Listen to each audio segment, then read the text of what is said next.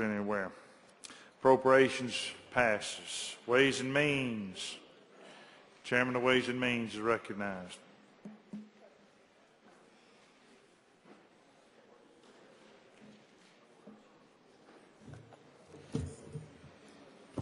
Mr. Speaker, I'd like to go to the Ways and Means calendar.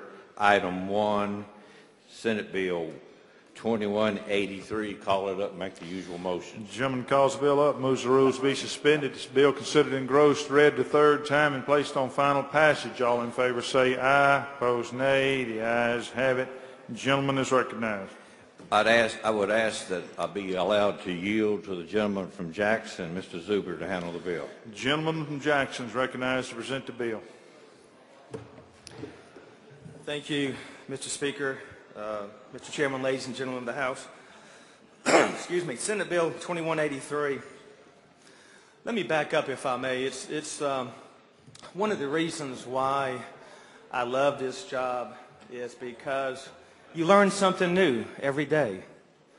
Every day you learn something new, and the process is fascinating to me, and the subject matters that you are able to learn about and the information that comes to you every day is just, to me, it's an extraordinary process. But having said that, did y'all know that it's been perfectly legal in the state of Mississippi to make your own beer or wine? And it has been the case since approximately 1934.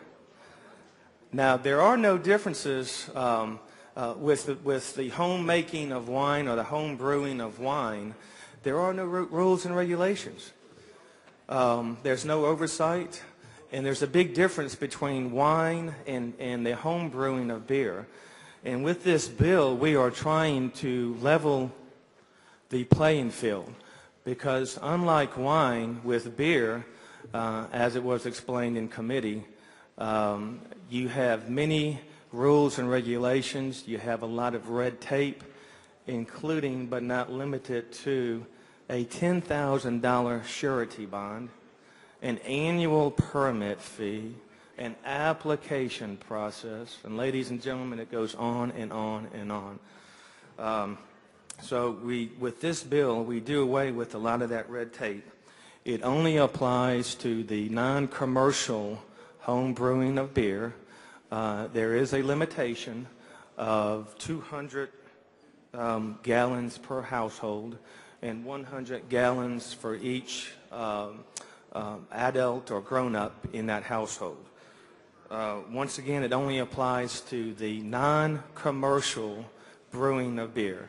And ladies and gentlemen, that's an explanation of the bill. Questions on the bill. Lady from Hines, Ms. Wooten. Thank you, Mr. Speaker. Will you yield, gentlemen? Yes, lady from Hines. Good morning, gentlemen. Good morning. I'm wondering if, I know that there are specific requirements or limitations on this home brewing, but is there someone who's responsible for ensuring that the person is actually adhering to these restrictions or requirements? ABC.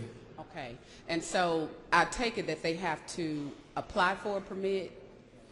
Yeah, that you just don't have the cost and you don't have the need for the surety bond, which is $10,000. And as you can imagine, if you had a friend that was involved in this, that's a lot of money.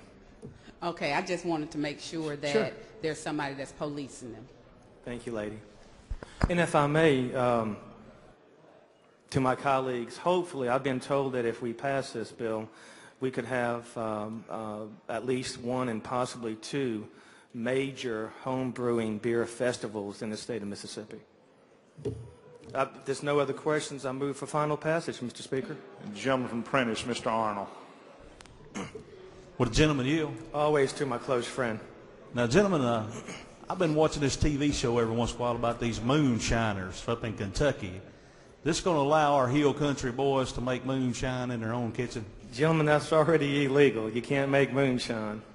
Thank you, gentlemen. Okay. Any further questions? I don't see any. Gentleman moves final passage. You open the machine, Madam Clerk. Question recurs on Senate Bill 2183. If you favor the bill, vote aye. If you're opposed, vote nay. Has everyone voted? Has everyone voted? Has everyone voted? Closes the machine, Madam Clerk. By a vote of 70 yeas, 36 nays, the bill passes.